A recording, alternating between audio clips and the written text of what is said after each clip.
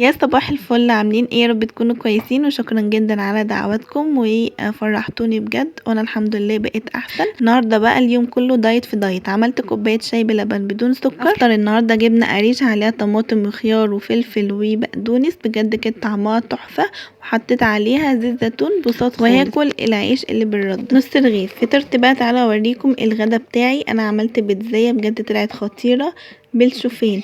انا كان عندي شوفان وما كنتش عارفه اعمل بيه ايه. انا زهقت، انا كل شويه كنت باكله كده على اللبن والفواكه، او بحطه في الزبادي، بس انا زهقت وقلت ان انا اغير.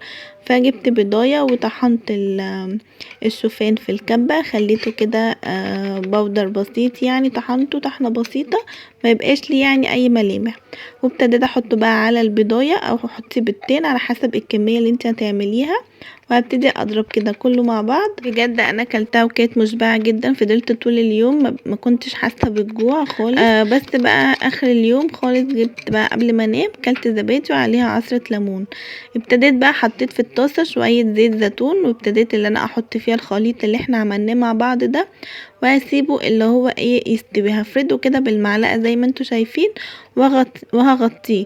وقبل ما يستوي خالص هحط بقى عليه كاتشبايه كده بسيطه عشان تدي يعني طعم. أنا ما كانش عندي صلصه. وهحط حلقات الفلفل والطماطم، واي خضار بقى انت عايزه تحطيه حطيه.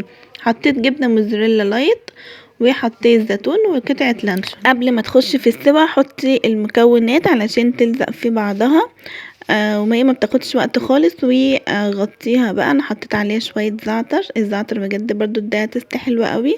وهغطيها. هي ما بتاخدش وقت خالص، وبجد مشبعه جدا وطعمها خطير، لازم تجربوها. لو وصلتوا معايا للمرحله دي ما تنسوش اللايك والاشتراك في القناه، وتفعلوا زر الجرس، تكتبوا لي كومنت حلو منكم يشجعني ان انا انزل فيديوهات اكتر.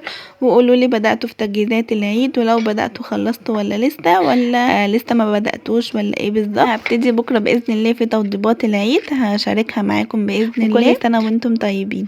بصوا بقى البيتزا خلصت بجد، ما خدتش وقت خالص، وكانت طعمها خطير بجد، عجبتني قوي وعجبت جوزي.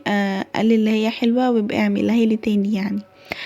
فبجد كانت طعمها حلو قوي. الجبنه اللي انا كنت حطاها دي كانت جبنه لايت. انا الجبنه بحب اللي انا اسيحها كده على البخار، ما بحبش اللي انا اولع عليها الفرن. هي اصلا البيتزا مش محتاجه فرن خالص، هي ما خدتش وقت على الطاسه.